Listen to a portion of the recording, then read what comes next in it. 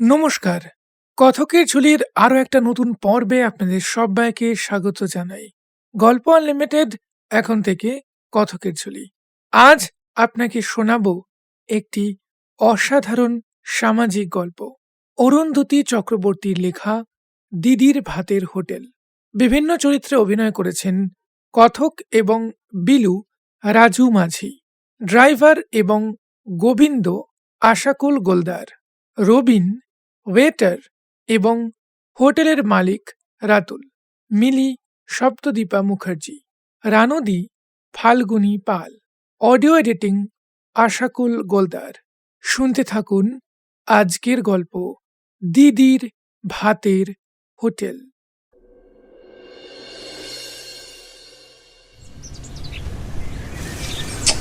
উফ, বিরক্ত। গাড়িটা এখানেই বিক্রত হলো। চারিদিকে ধুধু করছে। সিঙ্গুরের দিকে যাচ্ছিলাম একটা কাজে। আমার নতুন ফ্যাক্টরির জন্য একটা জায়গা দেখতে গেছিলাম। শিবতলা বেরোতেই গাড়ি ঘ্যাঁচ শব্দ করে থেমে গেল। এদিকে খিদেতে ইঁদুর ছুঁচোর দৌড় শুরু হয়ে গেছে। সেই সকালে দুধ কমপ্লেক্স কলা খেয়ে বেরিয়েছি। পেটে থাকে নাকি এতটা সময়? মায়ের হাতে সেই লুচি, সাদা তরকারি বা আলুর পরোটা খেলে অনেকটা সময় পেটে থাকতো। এখন আর সেসবের বালাই নেই।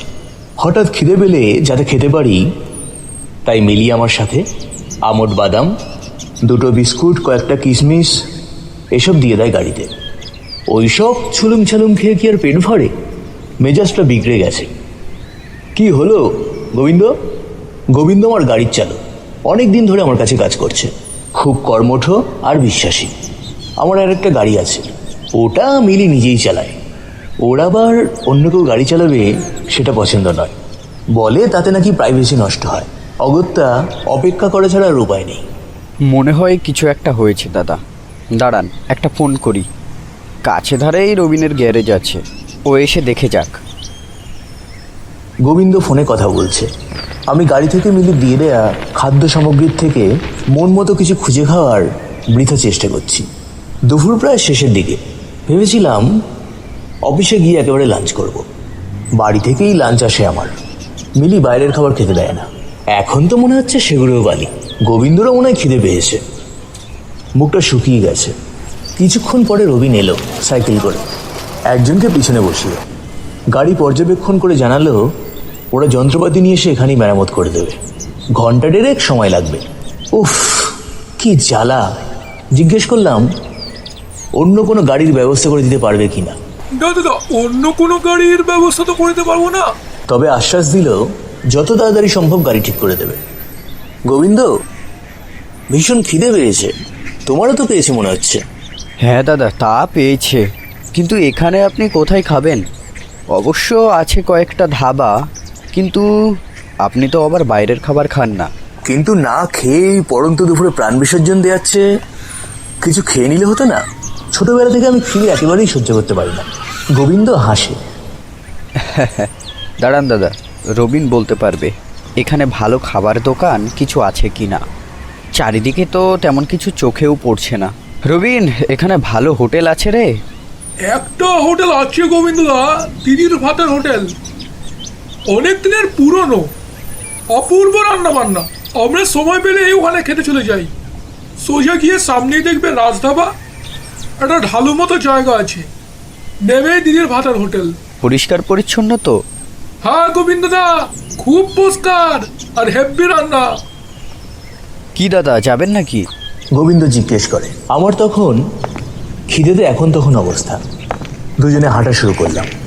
রোদ যেন ভীষণ রেগে গিয়ে ব্রহ্মতালে জ্বালিয়ে দিচ্ছে। ঢাল বেয়ে এসে নামলাম হোটেলের সামনে।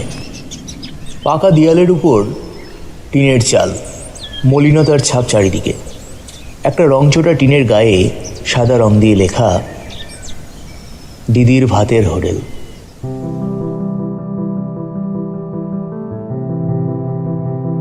গোবিন্দর মুখে উদ্বেগের ছাপ স্পষ্ট। এখানে খেতে পারবেন দাদা, নাকি অন্য কোথাও যাবেন? বৌদি জানতে পারলে কিন্তু খুব রাগ করবেন। গোবিন্দ সহ আমার অফিসের সবাই মোটামুটি জানে তাদের মালকিন কি অসম্ভব বাড়াবাড়ি করে। আমার খাওয়া দাওয়া নিয়ে। দূর, ছাড়ো তো, খিদে মরছি। এখন খেয়ে বাঁচলে তবে তো তোমার বৌদির সাথে দেখা হবে। দুজনে ঢুকলাম হোটেলে। পড়ন্ত বেলায় হোটেল মোটামুটি ফাঁকা।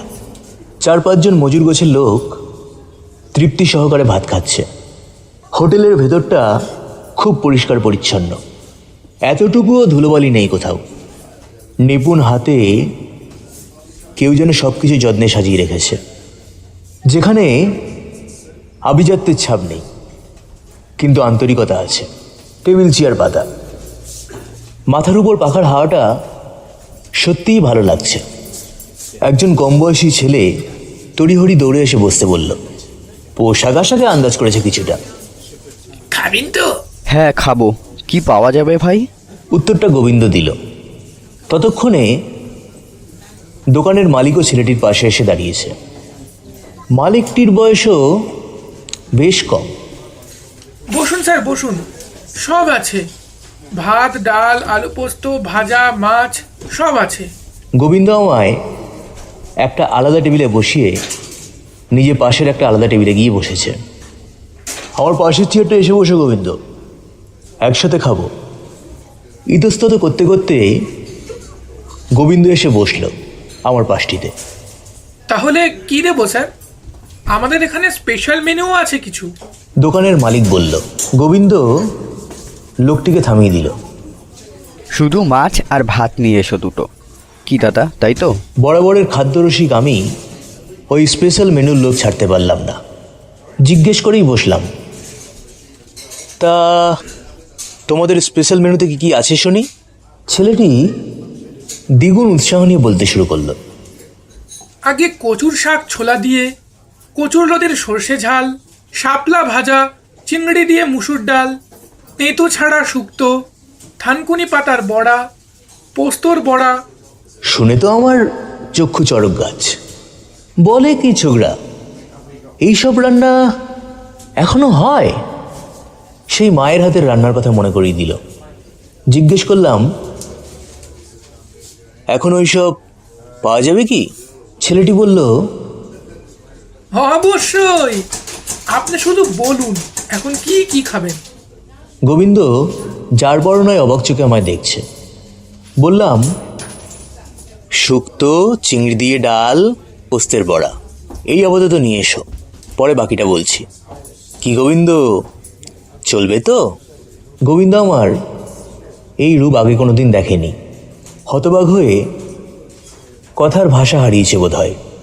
মাথা নেড়ে সম্মতি জানালো কেবল।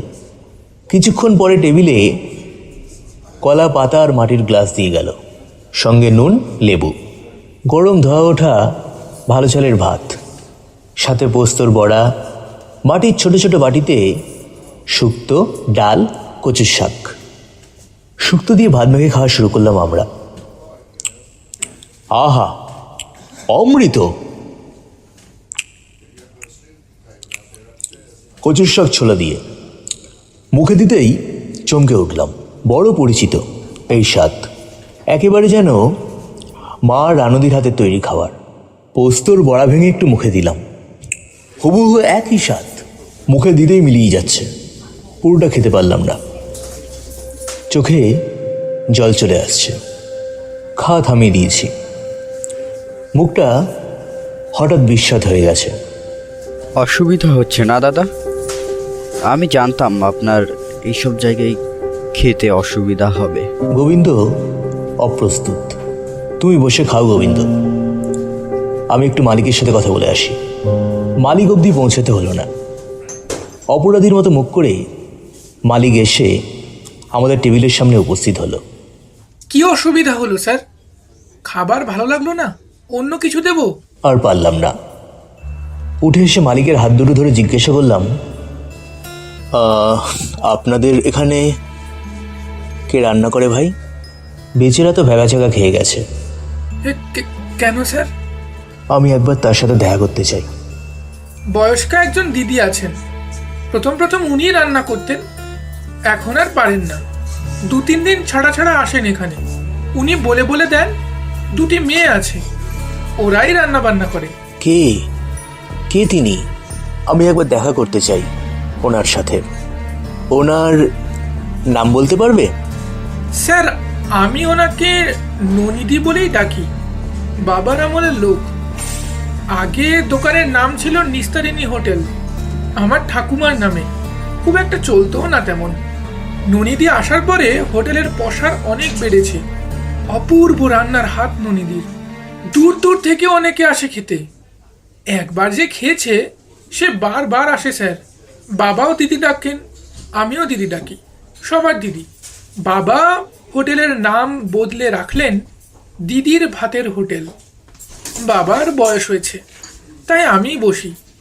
ননিটি আমাদের বাড়ির কাছেই থাকে। একা বিধবা মানুষ।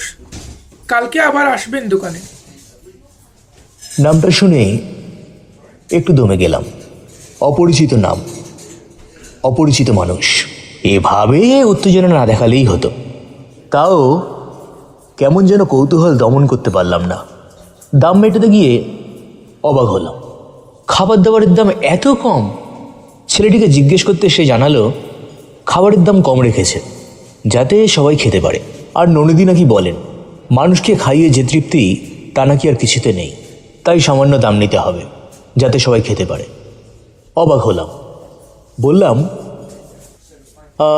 আমি কালকে একবার আসবো এখানে। কখন আসবো? স্যার, আপনি সকালের দিকটা আসুন। বেলার দিকে ভিড় বাড়তে থাকে। নদীদের সকাল 6টা থেকে 10টা পর্যন্ত থাকেন, তারপর চলে যান। আমার ফোন নাম্বারটা রাখুন। ফোন নাম্বারটা নিয়ে বিদায় নিয়ে চলে এলাম। ততক্ষণে রবিনেরও গাড়ি সারানো হয়ে গেছে। টাকা পয়সা মিটিয়ে গাড়িতে বসেছি। গোবিন্দকে বললাম, আজকের ঘটনা নিয়ে কারোর সাথে আলোচনা করো না গোবিন্দ। কাল সকাল 7টায় তৈরি থেকো। আগে একবার এখানে আসবো, তারপর অফিসে ঢুকবো। গোবিন্দ মাথা নেড়ে সম্মতি জানালো।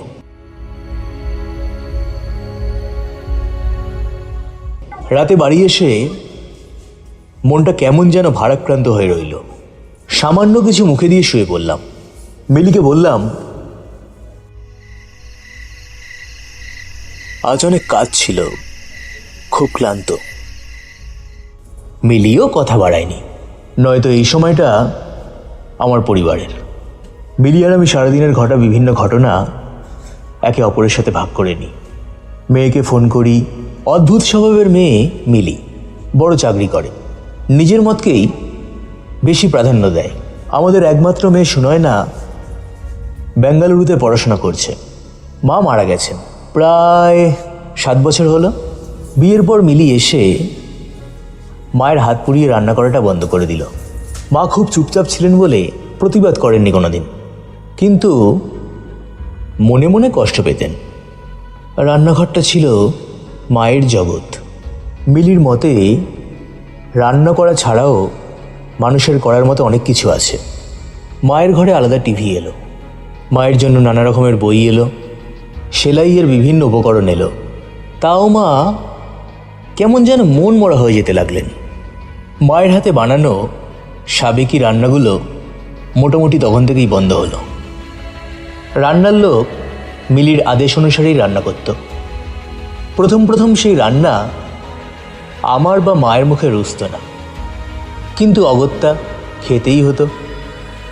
একেবারেই তেল মশলা ছাড়া রান্না খাওয়া অভ্যেস করতে আমাদের বেশ একটু সময় লেগেছিল। স্যুপ আর স্টুতেই আমার জীবনটা ঘুরপাক খেতে লাগলো। মা ছিলেন যৌথ পরিবারের বড় বউ। বিয়ের পরে অলিখিতভাবে সংসারের প্রায় সব দায়িত্ব এসেই বর্তায় মায়ের কাঁধে। মা হাসি মুখে সবটা সামলাতেন। আমার যখন বছর 13 বয়স, তখন মায়ের রান্নার কাজে সাহায্য করতে মামাবাবু গ্রাম থেকে নিয়ে আসেন রানুদিকে। রোগা ছিপছিপে একটা বছর 20 মেয়ে, চোখ দুটো বেশ বড় বড়, সপ্রতিভ, অবাক দৃষ্টি, হাসি মুখ। সবসময় মায়ের পায়ে পায়ে ঘুরত। মাকে বর্দি বলে ডাকত। মাকে রান্নায় সাহায্য করত। একবার আমার খুব জ্বর হয়েছিল, মনে আছে। রানুদি অনেক রাত পর্যন্ত বসে বসে জলপট্টি দিচ্ছিল। সারাদিন ব্যস্ত ক্লান্ত থাকা আমার মাকে এভাবে অনেক সাহায্য করত রানুদি। মায়ের কাছেই রানুদির রান্নার হাতে খড়ি। কিছুদিনের মধ্যেই দারুণ রান্না শিখে গেল। খুব আগ্রহ নিয়ে শিখত প্রতিটি রান্না। একদিন কাকিমার গলার সোনার হারটা খুঁজে পাওয়া যাচ্ছিল না। স্নান করার সময় চৌবাচ্চার ধারে খুলে এসেছিলেন। তারপরেই রানুদি স্নানে গেছিল। চুরিদ্দা এসে বলল রানুদির উপর। এ বাড়িতে রানুদির উপর মায়ের ভালোবাসা অনেকের কাছে আধিক্যতার সমান ছিল। অনেক কান্নাকাটি করেছিল রানুদি, তার থেকেও বেশি কেঁদেছিল মা। কেউ বিশ্বাস করেনি সেদিন রানুদিকে, বাড়ি থেকে তাড়িয়ে দিয়েছিল। সেই রাতটা আমাদের বাড়ি কাটিয়ে ভোরবেলা বাবার সঙ্গে গ্রামে আমার মামার বাড়ি পাঠিয়ে দেওয়া হয়েছিল রানুদিকে। মা দুদিন ভাতের দানাটুকুও কাটেনি মুখে। বেশ কিছুদিন পরে অবশ্য হাটটা পাওয়া গেছিল চৌবাচ্চা পরিষ্কার করতে গিয়ে। ভরা চৌবাচ্চার এক কোণায় পড়ে গিয়েছিল হাটটা। কারোর চোখে পড়েনি, কিন্তু রানুদিকে আর পাওয়া যায়নি। হাড় পাওয়া যাওয়ার পরে মা বাবা আমার মামার বাড়ি গেছিলেন, কিন্তু রানুদির পরিবার অন্য কোথাও চলে গেছে জানতে পেরেছিলেন।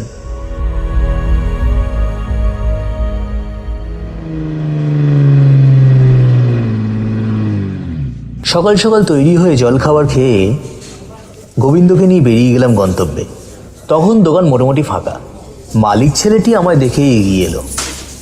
আসুন স্যার, বসুন।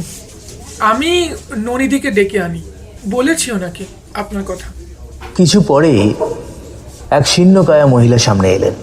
পরনে সাদা থান, কাঁচা পাকা চুল, মুখে বয়সের ছাপ স্পষ্ট, কিন্তু ওই চোখ দুটো দেখে মুহূর্তে চিনতে দেরি হলো না রানুদিকে। চিনতে পারিস রানুদি? বয়সে বেশ খানিকটা বড় হলেও আমি রানুদিকে তুই করতাম। দৃষ্টি কমে এসেছে, চোখ ছোট করে কিছুক্ষণ মুখের দিকে তাকিয়ে থাকে। তারপর ঝরঝর করে কেঁদে ফেলে রানুদি। বিলু, আমার বিলু, কেমন আছিস? তুই তাহলে এদের ননিদি? তোর হাতের রান্নার স্বাদ তোকে চিনিয়ে দিল রে। কোথায় হারিয়ে গেছিলি রানুদি? কত খুঁজেছি তোকে। চোখের জল বাঁধ মানছে না আমাদের। বড়দি, বড়বাবু কেমন আছেন বিলু? বাবা চলে গেছেন বহুদিন হলো রে। মাও চলে গেছেন প্রায় 7 বছর হয়ে গেল। চল রানুদি, আমার সাথে আমার বাড়ি চল, তোকে মাথায় করে রাখবো। তা হয় না রে বিলু, এরা যে আমার বড় আপন। বহু বছর এদের সাথেই মিলেমিশে আছি। এরা যে বড় ভালোবাসে আমায়, ছেড়ে যেতে পারবো না কোথাও। তুই বরং মাঝে মাঝে এসে দেখা করে যাস। তোর তো বয়স হয়েছে রানুদি, কষ্ট হয় না রান্না করতে? ওরে, বড়দি বলতো এই রান্নাঘরেই আমাদের মুখ্য লাভ হয় রে। এখানেই আমাদের মুক্তি। রান্না করে সবাইকে খাওয়ানোর যে কি সুখ রে। আর নিজের হাতে কিছু করি না এখন, শুধু বড়দির শেখানো রান্নাগুলো এদের বলি, এরাই করে। হোটেলের রাঁধুনি কর্মচারী সবাই যে কখন আমাদের ঘিরে আছে খেয়াল করিনি। মালিক ছেলেটিও অবাক চোখে চেয়ে আছে আমাদের। গোবিন্দও অবাক। কি সুন্দর লাগছে রে তোকে বিলু। বিয়ে থা করেছিস? কটা ছেলে মেয়ে? সব কিছু কি এখানে দাঁড়িয়ে শুনবি রানুদি? আজ চল আমাদের বাড়ি, কটা দিন থাক, প্রাণ খুলে একটু তোর সাথে কথা বলি। না রে বিলু, আজ নয়, তবে অন্যদিন অবশ্যই যাব তোর সাজানো সংসার দেখতে।